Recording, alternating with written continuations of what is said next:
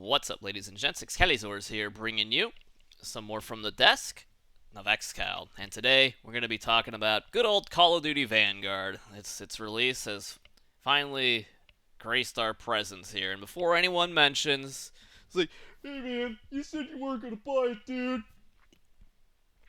And you'd be right. I did say that. But certain things transpired, and we had to man up, take care of business. Twitch did not offer a bounty for it, which actually really surprises me because the last two games got bounties and I was able to get a key for free. I don't know, maybe they spent all their budget on T-Pain and Little John. No, at least the liquor was free, bro. But anyway, we had to man up, take care of business, and if you don't know what I'm talking about, yeah, well, that's too bad, and that's on you, because I got what I wanted out of it, and I think the people got what they didn't know that they had wanted.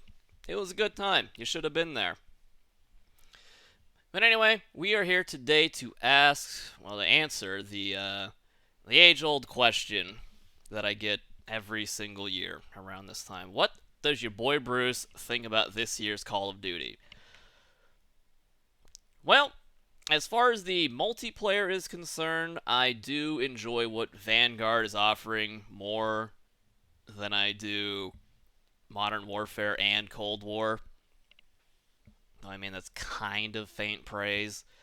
Though, at this point, maybe, since it's our third iteration of the modern Call of Duty experience with the crossplay and the EOMM. I mean, the way I see it is, I won't play the base multiplayer by myself, but, I'll mess around, with this DOS house 24/7, and eventually they'll probably have a Dome 24 Dome house, and Dome house, they'll call it eventually. I mean, I can play that solo because I can revel in the chaos. I've always been pretty decent at that. I get why people don't like it, but other than that, as far as the multiplayer goes, I mean, play with a buddy or two. The more, the better. And you just turn your brain off and just really have at it. Have a couple of beers, have a couple of extracurricular drugs if that's your thing, or maybe both. All I could do is have beer and bourbon because I live in Texas, and that's really all we got. Because, I mean, at this point, I mean, this is what we're gonna get until there's just a change, which, that's probably not gonna happen anytime soon because the current system makes them too much gosh darn money, right? $1 billion a quarter. Clearly, it is the money-making winner of a strategery, and it's gonna keep happening. So, and with that in mind, because the standard game of multiplayer is like after you reach a certain point, it's just not worth taking seriously at all. I mean, if you win, who the fuck cares? If you lose, who cares? I mean, most matches, it's either, it's a stomp or you get stomped. And maybe if you're lucky, there may actually be a competitive match here and there, but those are really just few and far in between. That's the EOMM network, by the way. Engagement-oriented matchmaking. Force 50% win rate. Already talked about that. Not gonna drill it into you again. And I guess before we get into a couple of my complaints, because this is me after all, and what I do is complain. Some people are surprised I am the way I am. I think I could point to a video I made like 12 years ago complaining about view kick, as if I've never complained about anything in Call of Duty ever, like this is something new. I don't get it. I really don't. I'm always going to point out the things that bug me. God damn it, I'm going to tell you about it. But I guess before I do that, I will say the things that I do like. The anti-cheat so far, I have not seen any obvious cheaters.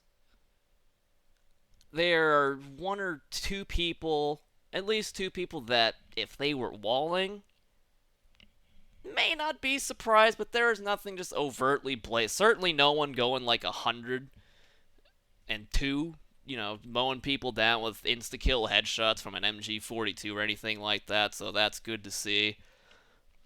So the anti-cheat, it could be working, though I guess there was this one dirtbag in the competitive scene who got busted for cheating, but that's the only instance I've heard of so far. I certainly haven't seen any firsthand. Not to say that it's like that across the board. I just personally haven't seen it yet, which for a Call of Duty game is very, very surprising and a step in the right direction. Let's hope it stays that way. The maps for the most part are not insulting. There's only 3 maps that I despise. It's the 2 desert maps. One of them is Oasis. I don't know the name of the other one, but it's the one with the B flag, and from one side there's a perfect little head glitch spot.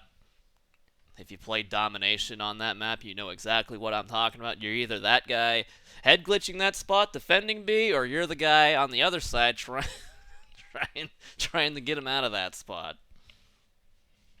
At the very, it's easy to get up close to the wall and take care of business, but I mean, I don't like B flags that are overly open like that. And then there's the convenient 2 story, of course. It seems like every Domination map, or every B flag in Domination, has a window at some sort of elevation overlooking the B flag.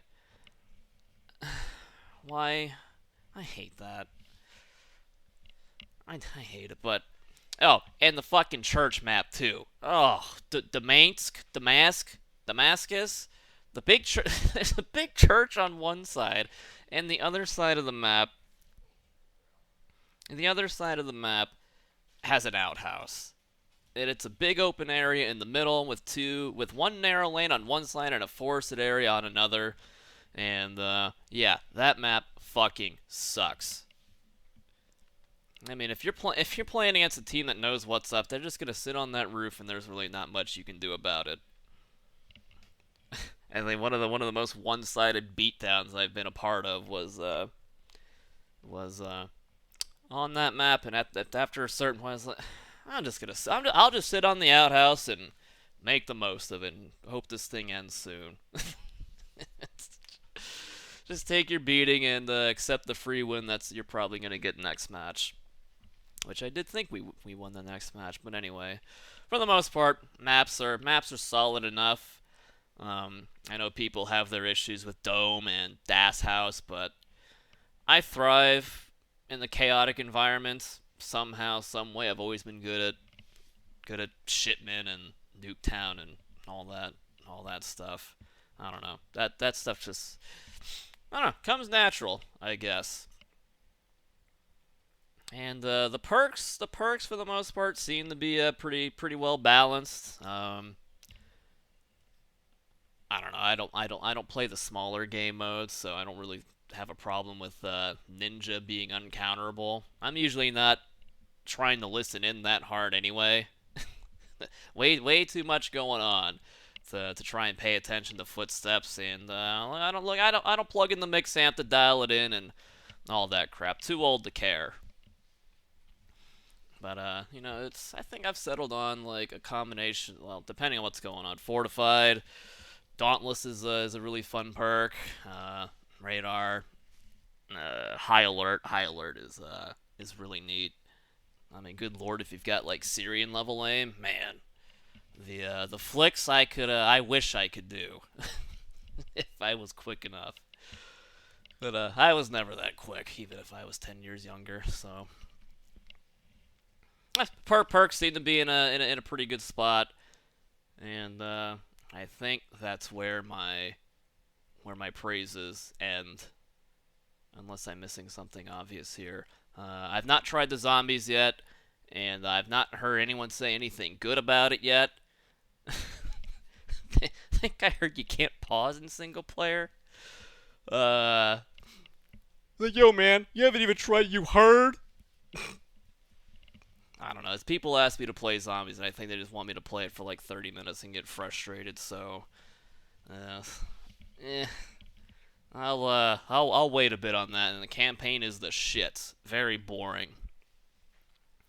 First campaign I couldn't finish since Call of Duty 3. And if you played that campaign, ooh, ooh. So the things that upset me greatly. And I think I remember there was a statement I feel like Treyarch made. I feel like Vanguard, one of his ilk made, that they didn't want any one perk or attachment to feel like it was mandatory. They wanted you to actually be able to have a choice of options, and neither would be necessarily right or wrong or what have you, that there'd be balance, right? Well, introduce the STG. If you wonder why everyone is using that, well, I've got the answer for you. So, there is an attachment, or in the proficiency slot, an attachment in the proficiency slot called Vital. And what Vital does is it extends the headshot hurt box to your chest. I don't know if it's specifically just the upper chest only, or if it's the entire chest area. And it extends the headshot hitbox to the chest. So a third of your player's model is a fucking chest, right? Getting all that big damage, and then there's a barrel on top of that, which increases the damage that the gun can do. And yeah, you can die in 2 hits. I thought they would have learned their lesson with the high caliber and the high caliber 2 fiasco of things that increase the fucking damage that a gun deals. Why are we back to stopping power? Like, who's not going to use stopping power or juggernaut if the option presents itself? I mean, it really reminds me of the time I spent playing Bad Company 2. I mean, those first 10 or 11 levels that you play are just miserable, especially when everyone has like 2 or 3 weeks playtime on you, and everyone has it at that point, and you're just sitting there wondering, like, why are you losing this many gunfights? Like, oh, because there's something that is affecting the amount of damage that is being dealt or taken. In this case, the STG with Vital is the...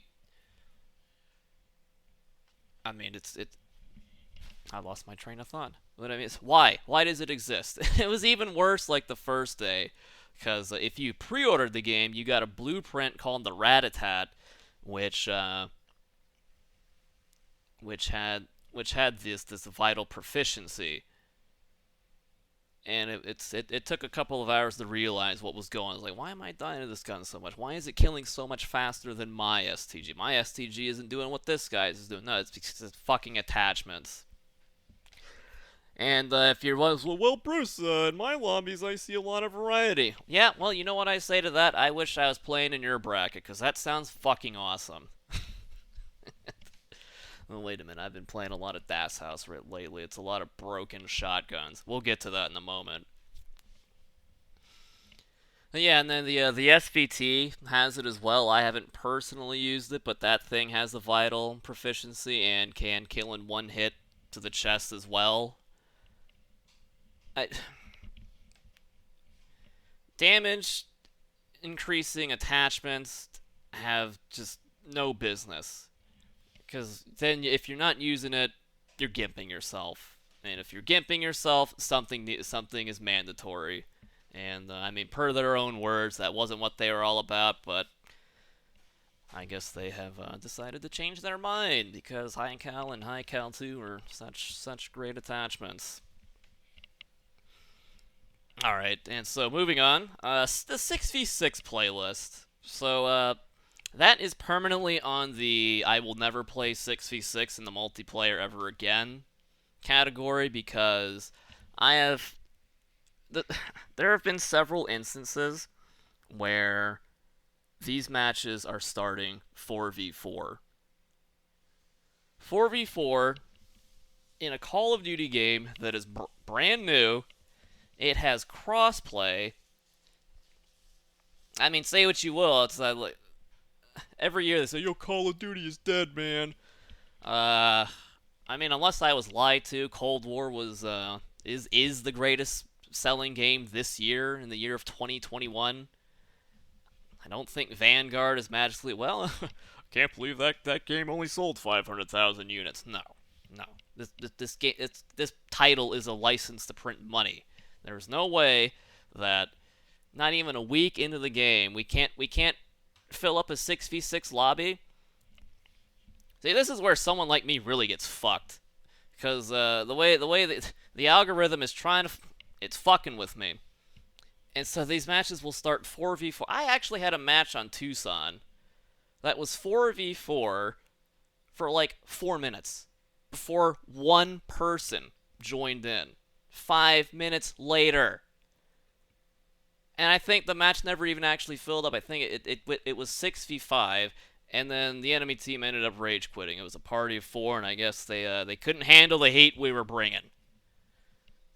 And we got a forfeit victory. I mean, luckily it's the only. Well, maybe luckily I don't know. Maybe I wish I had seen more forfeits. I actually got a forfeit victory, and there have been games. There was a game I had on Castle, which was 4v4. Someone on the enemy team quit, and it was 4v3 for the entire match. So what the fuck is going on where these lobbies refuse to fill up? Where they can't even fill up in a brand new Call of Duty? It's baffling. I don't like 4v4. I don't like Team Tactical. It's a head scratcher. It's a head scratcher.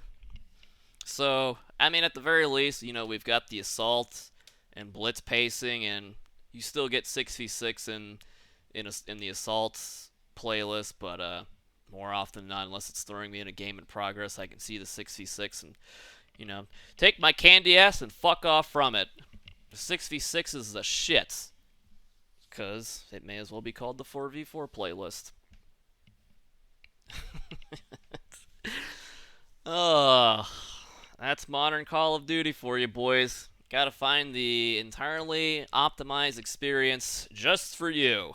Just for your bracket, and apparently that's 4v4 that refuses to fill up on a brand new Call of Duty game. I can't stress that enough. Brand new Call of Duty game.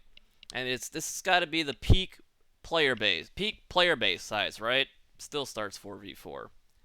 Don't seem to have that issue with anything bigger than the 6v6 playlists. Though I'm sure I probably had like 10 v8s, for instance, but you don't notice that as much as a 4v4. And I think really my last issue... Wait, no, I have 2 more. Just when he thinks he's done, he thinks up of another one. So, dead drop. So this is a field loadout equipment thing. There's like 8 of them. It's in the same thing as the jammer, the ammo box, and the fucking Tonka tank.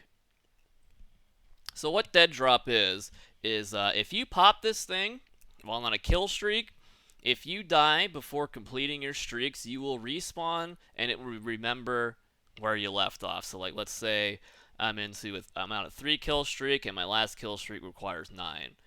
When I die, I won't lose that kill streak. I'll still be at 3, and next guy I kill, I'll be at 4. And so this, inherently, there's nothing wrong with that. But the issue here is that you can use multiple dead drops to preserve the same kill streak, and this thing charges incredibly fast. So it's gotten to the point where if I get a double kill, I'll pop it.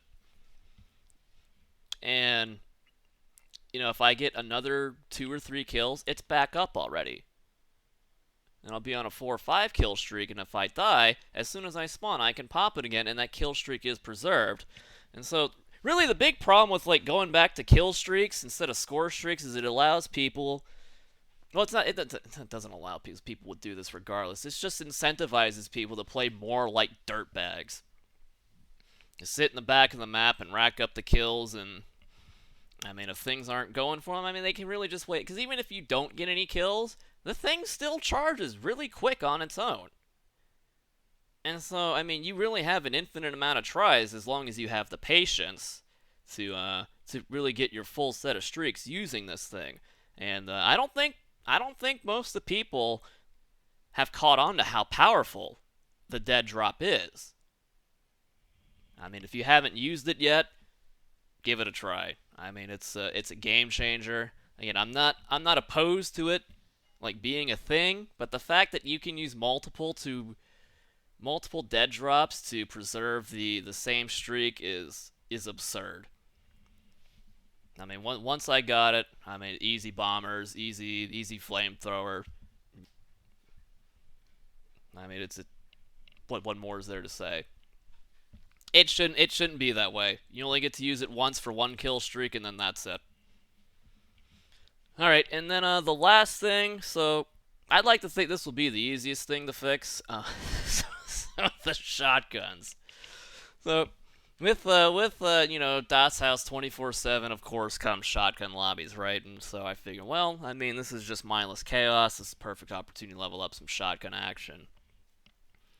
And I was leveling up the pumper, the combat shotgun, and I couldn't understand it. It's like, because the shotguns that I was dying to, the things that I was seeing in like the play of the games or whatever, my shotgun wasn't doing that, and I was getting it up there in the levels and getting, a full set of attachments, and it still wasn't cutting it. It's like, what the fuck am I doing wrong here?